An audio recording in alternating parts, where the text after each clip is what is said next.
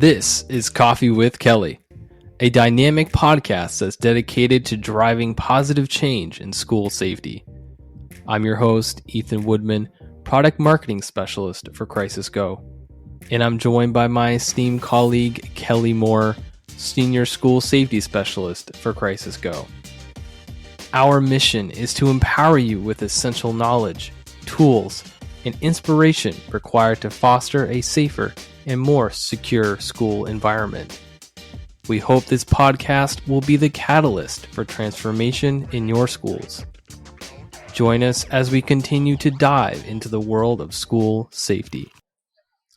All right, we are on day number 2 of FETC. Welcome to Orlando. We're having fun here. Oh, yeah. We served people popcorn yesterday, and they were getting cookies today. That's awesome. At least we're making sure people are well fed. Yeah. So let's talk about something that happened that was reported to me today. Sure. Right? So one of our coworkers presented to me that the district in her community was the recipient of a threat at a high school. Her child goes to essentially a private school in that same area. But after a certain grade, I think it's the 6th grade, they have to go into this other district. There's no other options for them in this area.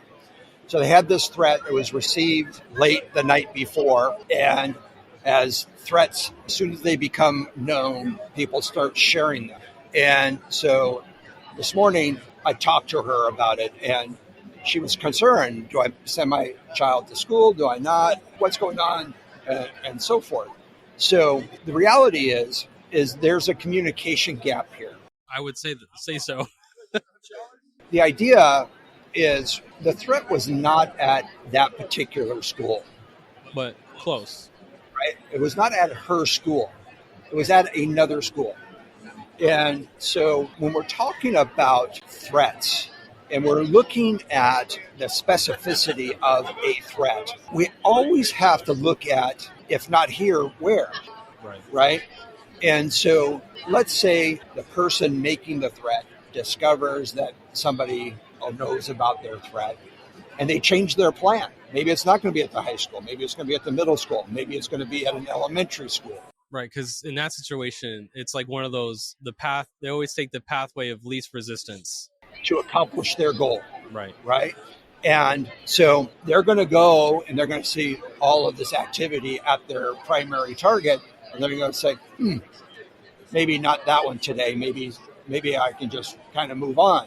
There's this communication that should be happening. So to further along with that story, the sheriff's department in the area, working with the school district, had over the night, went into full investigative mode, and they determined that there wasn't a threat to that school.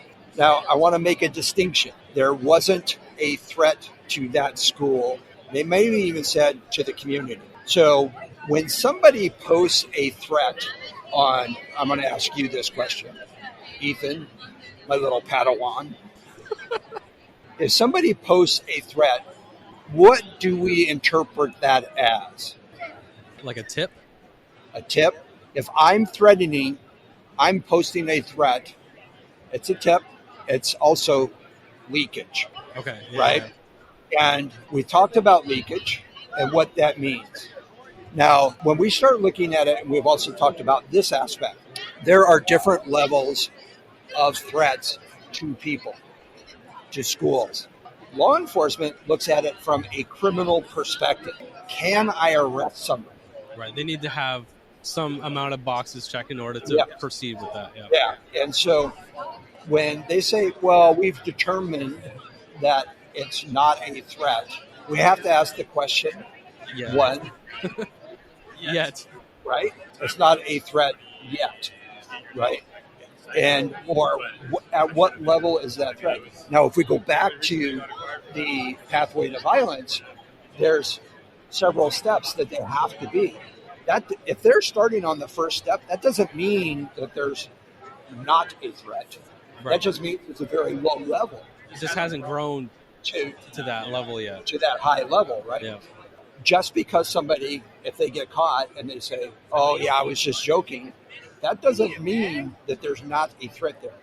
What that means is that there may not be a criminal threat there. And so at that point, when the law enforcement says, we don't have a threat here, we need to ask that question. Does that mean that there is zero threat?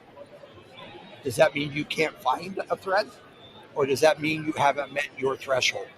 Because if you haven't met your threshold as a school district, as a community, I need to figure out what I need to do to intervene, support that person, try to get them off that pathway to violence, try to bring them back into a pathway that is more acceptable and so forth.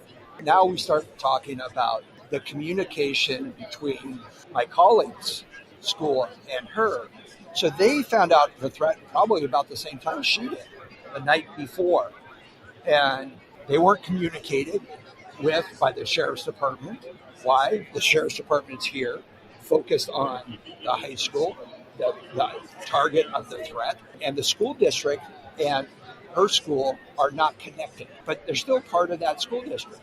And we also know this in human behaviors and studying past active threat suspects.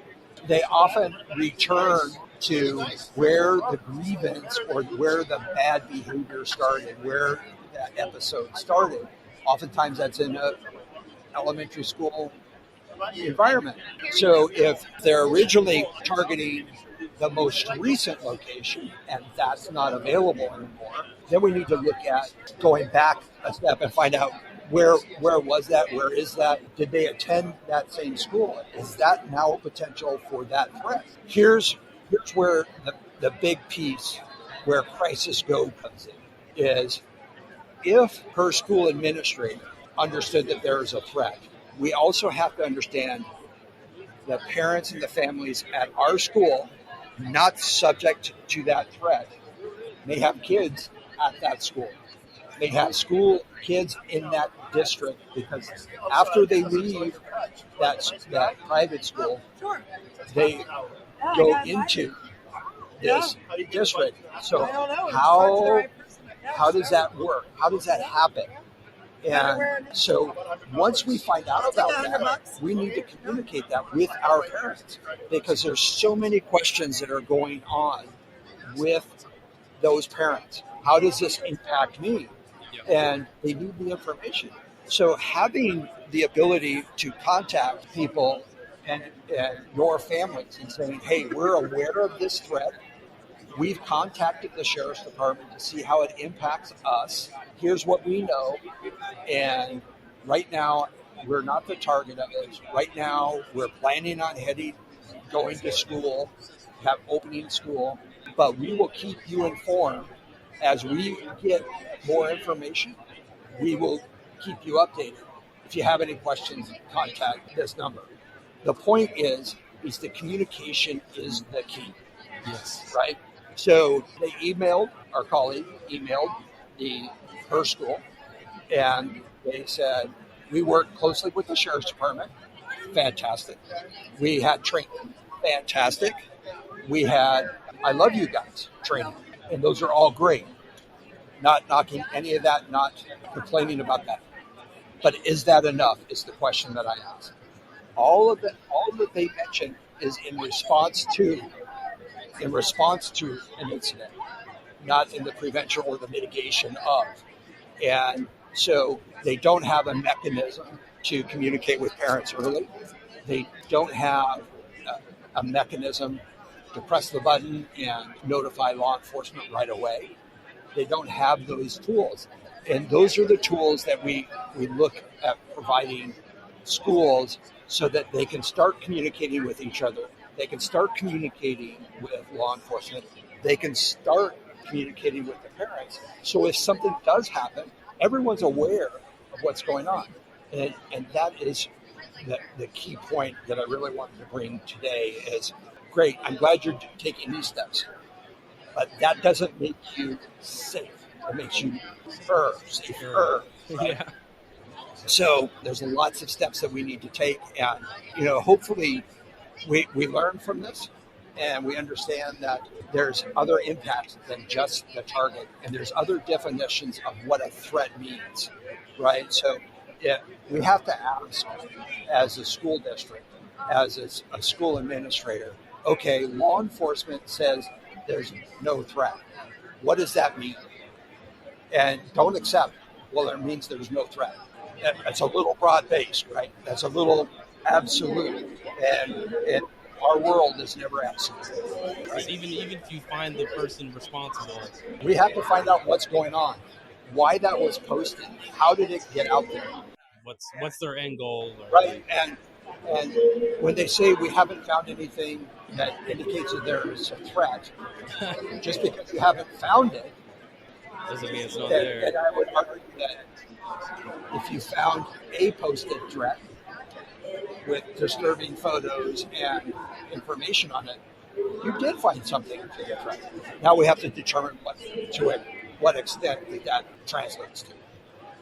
So bottom line is, for the law enforcement people, I understand the mandate to look for a criminal act. But if you don't find one, you need to figure out at what level they're at, communicate that with the districts, and don't forget about those private schools, the religious schools, the daycare centers that are impacted by what happens at a school, right? Because we know that parents don't have kids at just one school. Parents have kids at private school and public schools. They have them at elementary schools, high schools, middle schools. They might have them in two different districts. So we have different family members. So the extended family, if something happens at one school, it happens at another. And I'll leave it with this. The worst thing that we can allow in emergency services is that contagious fear factor to drive bad information. Right? That's the worst thing we can allow. And if we have the ability to provide good information to the people who need it from a trusted source that says, hey, we've got this, we're looking at it with confidence, we're talking with law enforcement, we're talking with the school districts. If we're doing that and we communicate that, that brings that stress level down, that brings that anxiety down. Yep. Ready? All right. If you enjoyed today's episode, please like, subscribe, and hit that notification bell. And if you have any questions about what we discussed, leave a comment on our website at crisisgo.com. Thank you for joining us today, and we'll see you next time on Coffee with Kelly, a discussion on school safety.